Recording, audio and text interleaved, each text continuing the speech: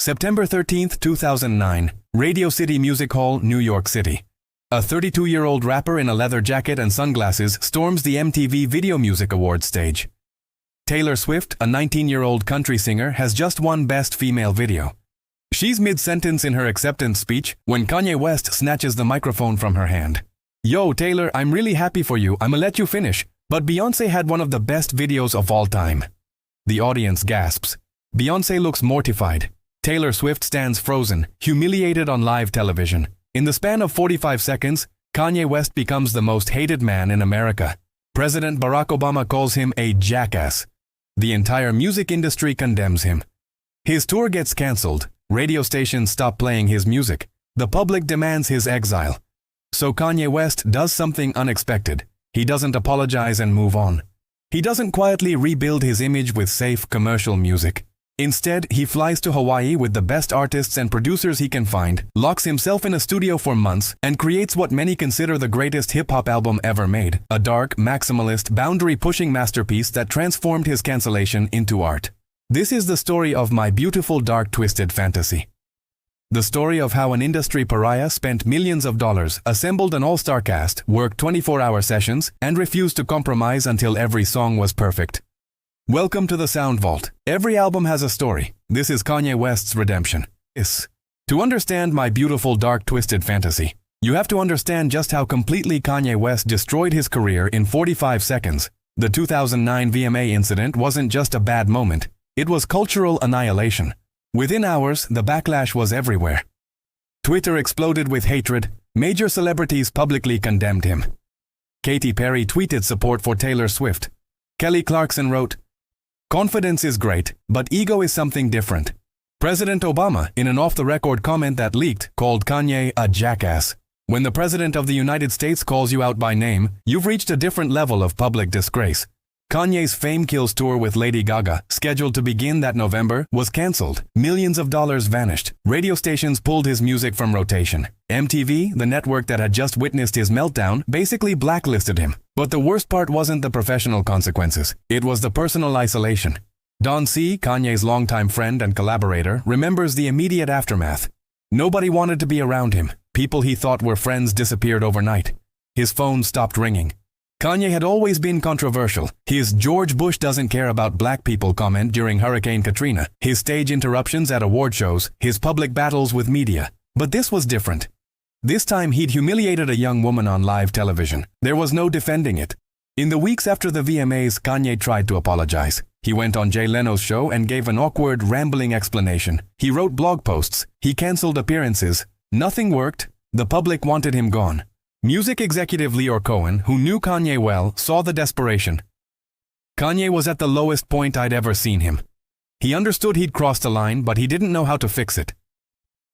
By October 2009, Kanye made a decision. He needed to disappear. Not just from the spotlight, but from America entirely. He needed space to think, to create, to figure out who Kanye West could be after becoming the most hated man in music. November 2009. Kanye West boards a plane to Honolulu, Hawaii. He's not going on vacation, he's going into exile. Mike Dean, the legendary producer and engineer who had worked with Kanye since Late Registration, remembers getting the call. Kanye said, "I'm going to Hawaii and I want you to come. I need to make something that proves I'm not done." I could hear it in his voice. This was survival. Kanye rented out Avex recording studios in Honolulu, a facility that would become ground zero for one of the most intense recording sessions in hip-hop history. But Hawaii wasn't chosen randomly. After the VMA disaster, Kanye needed distance from the industry, from the media circus, from everyone who had turned on him. Hawaii offered isolation, paradise as prison, a place where he could work without interruption or judgment. The plan was ambitious: invite the best producers, rappers, singers, and musicians in the world to Hawaii, feed them, house them, and create until something perfect emerged. No ID, the producer who had mentored Kanye in Chicago and worked on his earlier albums, describes the initial concept. Kanye wanted a communal creative experience, like Quincy Jones making Thriller or the Beatles in Abbey Road. Everyone in one place, focused on making something timeless. But there was a problem. Many artists didn't want to come. The Kanye brand was toxic. Being associated with him could damage careers. Some artists declined the invitation outright. Others made excuses. Jeff Bhasker, a producer and multi-instrumentalist who would become crucial to the album, remembers the uncertainty. When Kanye first reached out, I thought, is this career suicide? Everyone in the industry was distancing themselves from him, but something told me this could be special. Slowly the team assembled. Mike Dean came. Jeff Bhasker came. No ID came. So did younger producers like S1 and Symbolic One, engineers like Andrew Dawson and Anthony Kilhofer, and a rotating cast of musicians. The studio setup was unconventional. Avex wasn't a massive facility. It was intimate, forcing collaboration. Kanye converted the space into a 24-hour creative factory. Multiple rooms ran simultaneously. One room would have producers making beats. Another would have Kanye recording vocals. A third would have guest artists laying down verses. Engineers mixed tracks while new songs were being written in adjacent rooms. Mike Dean describes the chaos. There were no schedules, no 9 to 5. We'd work for 20 hours straight, sleep for 4 hours, wake up and do it again. Kanye wouldn't let anyone leave until he felt the music was right. The environment was intense but deliberate. Kanye knew he needed to create something undeniable. Something so good that it would force the world to forgive him, or at least respect him again. Don C. remembers visiting the Hawaii sessions. Kanye was obsessed. He'd play the same 8 bars for 3 hours, tweaking one snare drum sound. He'd bring in 5 different artists to record the same verse, then choose the best one. Nothing was good enough. This perfectionism had always been part of Kanye's process, but Hawaii amplified it. Every song needed to be album of the year quality. Every verse needed to be career-defining. There was no room for filler tracks or commercial compromises. What made the Hawaii sessions unique wasn't just the location, it was the creative philosophy. Kanye approached My Beautiful Dark Twisted Fantasy like a film director assembles a cast. He wanted the best possible person for every role, even if it meant sharing the spotlight. This was radically different from typical hip-hop album creation, where a lead artist maintains control and guest appearances are strategic features. Kanye was building something bigger, a collaborative masterpiece where egos were supposed to be checked at the door. Jeff Bhasker explains the process. Kanye would have 10 people in the studio at once. Someone would play a piano line, another person would add strings, someone else would suggest a sample. It was like jazz improvisation but for hip-hop production. The typical day in Hawaii looked like organized chaos. Mornings started with beat-making sessions. Producers would create instrumental foundations while Kanye listened, offering direction but letting them explore. Afternoons brought structure. Kanye would select the best beats and begin writing lyrics, often with input from other rappers present. Evenings were for recording. Artists would lay down verses, vocals, and harmonies, while engineers captured everything. Late nights, often stretching past 4 a.m., were for mixing, refinement, and Kanye's obsessive tweaking. No ID remembers the collaborative energy. You'd have RZA from Wu-Tang in one corner talking about martial arts philosophy, PUSHA T writing cocaine bars in another corner, and Jeff Bhasker playing Elton John-style piano runs. It was beautiful chaos. But this communal approach came with challenges. First, the cost was astronomical. Kanye was paying for flights, accommodations, studio time, and meals for dozens of people. Estimates suggest he spent over $3 million on the album, an unheard-of budget for a hip-hop record in 2010. Second, managing egos proved difficult. When you assemble the most talented artists in music, everyone has opinions. Creative conflicts erupted regularly. Mike Dean recalls one particularly tense moment. Kanye scrapped an entire song that had taken 2 weeks to complete. Everyone involved was furious, but he said, "I don't care if it's good, it needs to be perfect." That was the mentality. Third, the isolation created pressure. Artists were thousands of miles from home, working marathon hours, living on top of each other. Relationships frayed, people burned out. Some artists left Hawaii early, unable to handle the intensity. Others thrived in the creative pressure cooker. What emerged was a new model for album creation. Part recording session, part artist residency, part creative cult. Kanye wasn't just making an album, he was conducting an experiment in collaborative genius. One of the most crucial moments in the album's creation happened when a relatively unknown female rapper from Queens flew to Hawaii and recorded a verse so powerful it nearly overshadowed Kanye on his own comeback album. Nicki Minaj in 2010 was not the superstar she would become. She had released mixtapes and generated underground buzz, but mainstream success was still ahead of her. She was hungry, unproven, desperate to make an impact. Kanye invited her to Hawaii to record a verse for Monster, a dark, aggressive track featuring Jay-Z, Rick Ross, and Bon Iver. The song already had 3 established stars. Nicki was the wild card. The beat, produced by Mike Dean, Jay-Z, and others, was ominous, pounding drums, eerie strings, and a haunting vocal sample. The concept centered on famous people as monsters, dealing with fame's dark side. Jay-Z had already laid down his verse. Rick Ross had recorded his signature rumbling delivery. The song was essentially finished. Then Nicki Minaj walked into the studio. Mike Dean remembers the session. She came in with this energy, like she knew this was her moment. She didn't just want to be on the track. She wanted to own it. What happened next became hip-hop legend. Nicki recorded multiple takes, experimenting with different voices, flows, and personas. She channeled accents, switched between singing and rapping, created characters within the verse. The performance was theatrical, unhinged, and absolutely electrifying. When she finished, the room went silent. Jeff Bhasker recalls the moment. Everyone knew immediately she had just recorded one of the greatest guest verses in hip-hop history, on Kanye's comeback album, on a song with Jay-Z. The verse became instantly iconic. Nicki shifted between British accents, screaming delivery, melodic singing, and rapid-fire bars. She referenced Willy Wonka, played with horror imagery, and delivered lines with such ferocity that it felt like she was possessed. But here's where the story gets complicated. According to multiple sources, Kanye's initial reaction wasn't celebration, it was concern. Nicki's verse was so dominant that it threatened to overshadow everyone else on the track, including Kanye himself. There were discussions about asking Nicki to tone it down. Some people in Kanye's camp suggested cutting parts of the verse or asking her to re-record with less intensity. Mike Dean was there for those conversations. There was definitely debate. Some people thought the verse was too much. But Kanye ultimately made the right call. He left it alone. He recognized greatness even when it complicated his own spotlight. This decision revealed something crucial about Kanye's artistic philosophy during the dark fantasy sessions. Despite his ego and need for validation, he was willing to let other artists shine if it made the album better. The monster verse launched Nicki Minaj's mainstream career. It proved she could hold her own alongside the biggest names in hip-hop, and it became one of the defining moments of My Beautiful Dark Twisted Fantasy. Years later, Nicki reflected on the significance.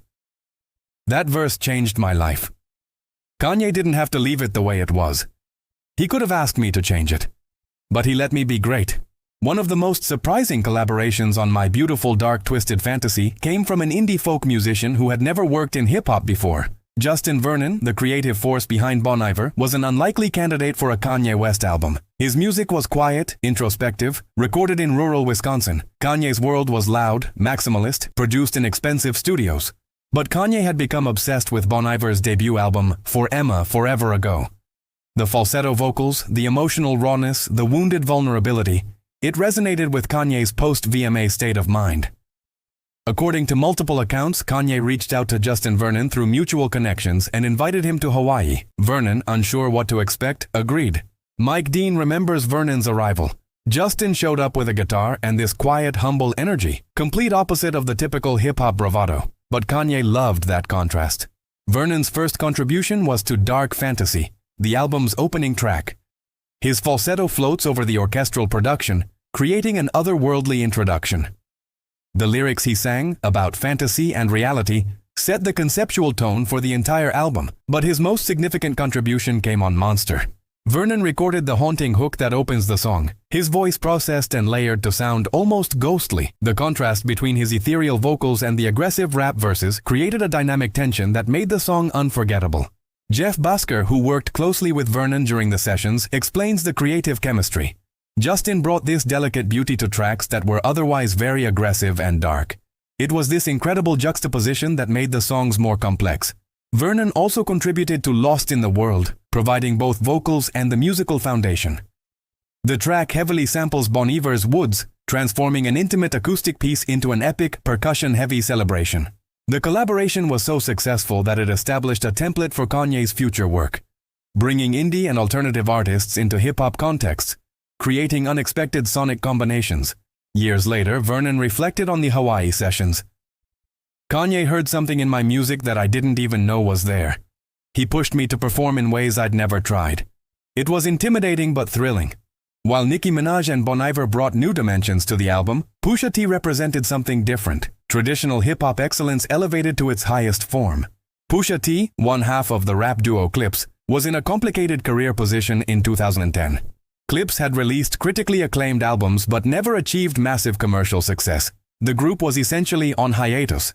PUSHA needed a platform to remind the world why he was one of rap's best lyricists. Kanye invited him to Hawaii specifically for Runaway and So Appalled. Mike Dean describes PUSHA's work ethic. He'd write for hours, perfecting every bar. No wasted words, every line had multiple meanings. He treated his verses like literature. On Runaway, PUSHA delivered a verse that became instantly legendary in hip-hop circles.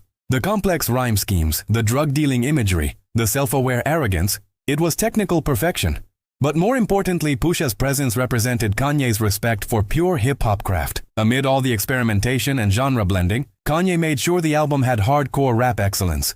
So Appalled became a showcase for multiple rappers, Pusha T, Jay-Z, Sci-Hi the Prince, and RZA, trading verses over a dark, menacing beat. The song felt like a throwback to classic posse cuts while maintaining modern production aesthetics. No ID reflects on the track's significance. Kanye could have made an entire album of pop-friendly, radio-ready songs to win back mainstream audiences.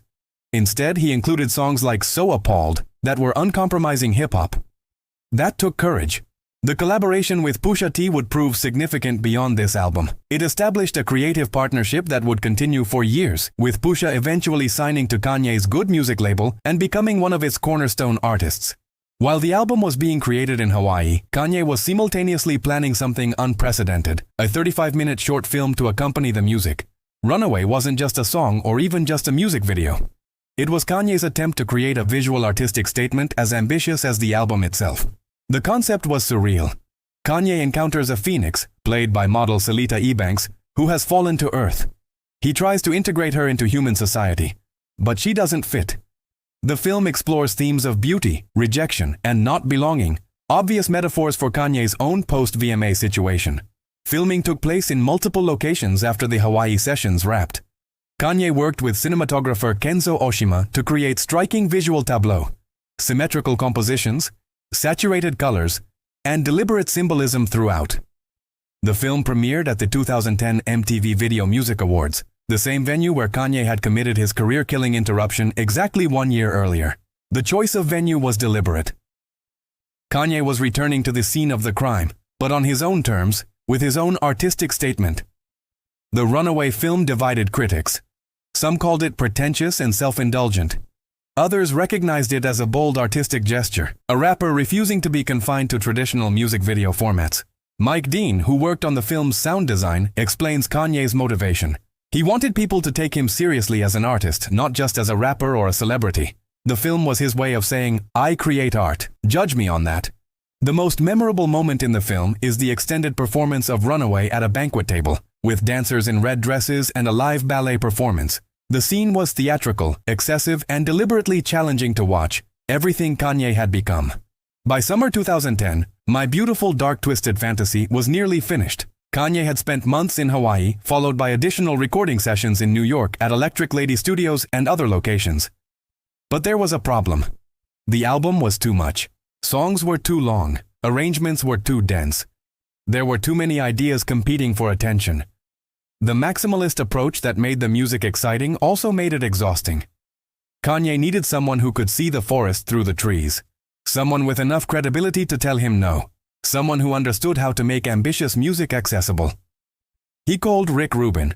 Rick Rubin, the legendary producer behind Johnny Cash's American recordings, The Beastie Boys, Run DMC, Red Hot Chili Peppers, and countless other iconic albums, had a reputation for clarity. He stripped music down to its essence, removing everything unnecessary. Mike Dean remembers Rubin's arrival.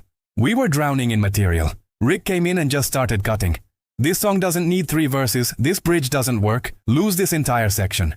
Kanye trusted him because Rick had nothing to prove. Rubin's contribution was primarily as an editor and creative consultant. He helped Kanye make brutal decisions about what to keep and what to cut. According to reports, Rubin worked with Kanye for just a few weeks, but his impact was enormous. He helped finalize arrangements, suggested vocal changes, and pushed Kanye to trust his instincts. One of Rubin's most significant contributions was to All of the Lights. The song had become bloated with too many guest vocalists and musical elements. Rubin helped streamline it while maintaining its epic scope. Jeff Bhasker witnessed the collaboration. Rick would sit there, barely saying anything, just listening. Then he'd say one sentence that would completely reframe how we heard the song. He was like a Zen master. Rubin's involvement also provided Kanye with emotional support during the final stressful weeks before the album's release. The pressure was immense. This had to be perfect. Failure wasn't an option. Years later, Rubin reflected on working with Kanye. He's a true artist. He cares more about making something great than about commercial success or pleasing people. That's rare in any genre, but especially in hip-hop. While finishing the album, Kanye implemented a brilliant marketing strategy that rebuilt his public image while generating massive anticipation. Starting in August 2010, Kanye began releasing free songs every Friday through his website and blog. The series, called Good Fridays, featured new tracks, album cuts, remixes, and collaborations. The strategy was genius for several reasons. First, it kept Kanye in the public conversation without forcing him to do traditional media appearances, where he'd be asked about the Taylor Swift incident. Second, it demonstrated his creative output and work ethic. Every week, new music appeared, proof that Kanye was focused on art, not drama. Third, it built anticipation for the album through carefully selected preview tracks that showcased the ambitious scope of what was coming. Songs like Power, Monster, and Runaway were released through Good Fridays before the album dropped, giving fans early access while generating discussions across social media and music blogs. Don C. explains the strategy. We needed to change the narrative. Instead of Kanye the villain, we wanted people talking about Kanye the artist. The free music every week reminded everyone why they loved him in the first place. The Good Friday series was also a masterclass in cultural timing. This was 2010, Twitter was exploding, music blogs were influential, and weekly release cycles created recurring cultural moments. Each Friday became an event. Fans would wait for the new track to drop, immediately dissect it online, and debate its meaning. The conversation was about music, not controversy. Mike Dean remembers the execution. We'd be finishing songs on Thursday night, uploading them early Friday morning. It was chaotic but exhilarating. We were building momentum week by week. The strategy worked. By the time My Beautiful Dark Twisted Fantasy was officially released on November 22, 2010, the album had already generated more anticipation than any hip-hop record in years. November 22, 2010. My Beautiful Dark Twisted Fantasy arrives. The album debuts at number 1 on the Billboard 200, selling 496,000 copies in its first week. Massive numbers for any artist, let alone one who had been culturally cancelled just 14 months earlier. But more important than sales was the critical response. Pitchfork gave the album a perfect 10.0. Only the 22nd album in the site's history to receive that score. The review called it a bombastic, ambitious, over-the-top album that sounds like nothing else in hip-hop. Rolling Stone gave it 5 stars and declared it the best hip-hop album since Outkast's Speakerboxx. The Love Below. The New York Times, Washington Post, Los Angeles Times, and virtually every major publication praised the album's ambition, complexity, and artistic achievement. Even critics who didn't love every moment acknowledged its significance. The album was impossible to ignore. The track listing itself told a story. Dark Fantasy opened with orchestral grandeur and Nicki Minaj's fantasy reality introduction. Gorgeous featured Kid Cudi and Raekwon over a cinematic beat, with Kanye addressing his critics directly. Power was the bombastic lead single that sampled King Crimson and became an instant classic. All of the Lights featured an absurd roster of vocalists including Rihanna, Kid Cudi, The Dream, Alicia Keys, and others, creating a maximalist pop-rap anthem. Monster was the dark centerpiece featuring Nicki's legendary verse. So Appalled showcased pure hip-hop excellence. Devil in a New Dress was sophisticated soul rap with Rick Ross delivering an all-time great guest verse.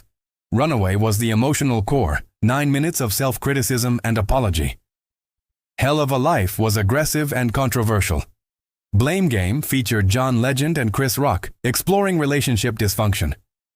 Lost in the World brought everything together with Bon Iver's vocals and African-influenced percussion. The album was dense, demanding, and deliberately challenging. It required multiple listens to fully appreciate. It didn't offer easy singles or simple pleasures, and audiences loved it for exactly those reasons. This was music that respected listeners' intelligence, music that took risks, music that refused to compromise artistic vision for commercial accessibility. Jeff Bhasker reflects on the album's reception. We knew it was good, but the universal praise was overwhelming. It felt like validation not just for Kanye, but for ambitious, artistic hip-hop in general. My Beautiful Dark Twisted Fantasy didn't just rehabilitate Kanye's career, it changed what hip-hop albums could be. The album proved that maximalism could work. That hip-hop could incorporate orchestral elements, indie folk vocals, prog rock samples, and still feel authentic. That artists could be vulnerable, self-critical, and emotionally complex without losing credibility. The influence spread immediately. Drake's Take Care, 2011, adopted similar emotional depth and production ambition. Kendrick Lamar's Good Kid, MAAD City, 2012, and To Pimp a Butterfly, 2015, pushed hip-hop's artistic boundaries further. Frank Ocean's Channel Orange, 2012, blended genres with similar fearlessness.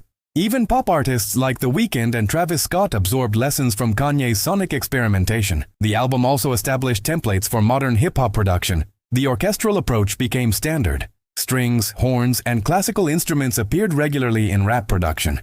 The guest-heavy model, bringing in multiple collaborators for single tracks, became common practice.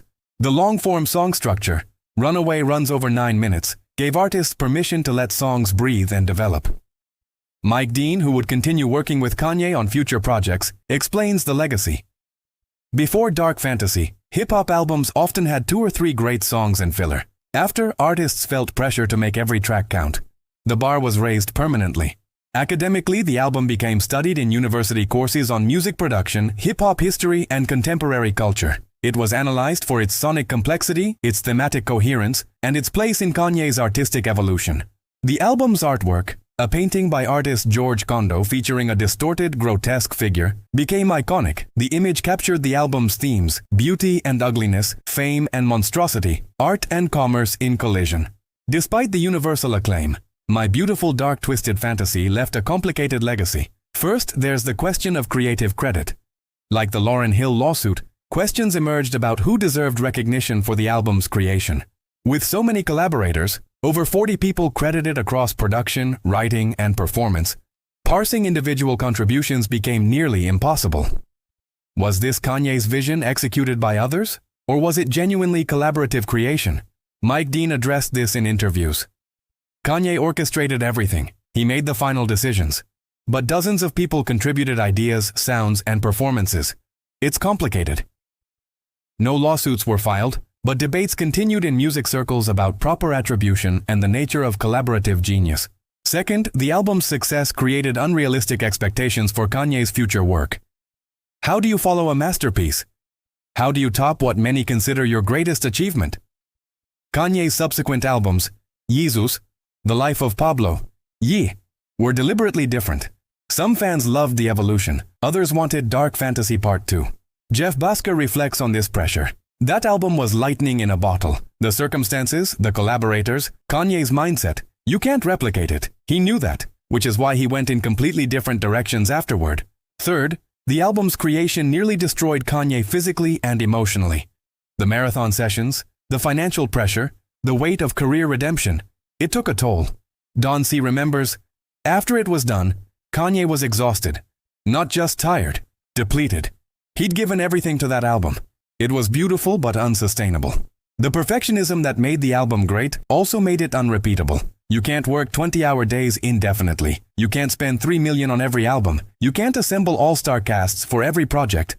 My Beautiful Dark Twisted Fantasy exists partly because of extreme circumstances. A cancelled artist with something to prove, unlimited resources, and complete creative control. Those conditions rarely align. The ultimate question, did My Beautiful Dark Twisted Fantasy actually redeem Kanye West? Artistically, absolutely. The album proved he was one of the generation's most important artists. It silenced critics who claimed his earlier success was luck or hype. Commercially, yes. The album was platinum, spawned hit singles, and re-established Kanye as a viable mainstream artist. But personally? Culturally? That's more complicated. Kanye's behavior in the years following Dark Fantasy remained controversial. The Taylor Swift incident wasn't his last public meltdown. His support for Donald Trump, his erratic statements, his mental health struggles, controversy followed him. Some fans argue that Dark Fantasy proved Kanye could channel chaos into art. Others feel it was a one-time redemption that he squandered through subsequent behavior. Mike Dean offers perspective. The album showed what Kanye was capable of when fully focused, but it also showed the cost, the obsession, the isolation, the pressure. Maybe that level of greatness isn't sustainable as a human being. What's undeniable is the album's enduring quality. 14 years after release, My Beautiful Dark Twisted Fantasy still sounds ambitious, complex, and vital. It hasn't aged or become dated. Young producers study its techniques. New artists cite it as inspiration. It remains a reference point for what hip-hop can achieve. PUSHA T, reflecting years later, said, "That album proved hip-hop could be art with a capital A. Not just entertainment, not just hits. Actual art that stands alongside any music from any genre in any era." The story of My Beautiful Dark Twisted Fantasy is the story of an artist at his lowest point creating something at the highest level. It's about exile becoming inspiration, about cancellation becoming fuel, about proving yourself when everyone has written you off. Kanye West flew to Hawaii as the most hated man in music. He emerged with one of hip-hop's greatest albums. The album cost millions of dollars. It required dozens of collaborators.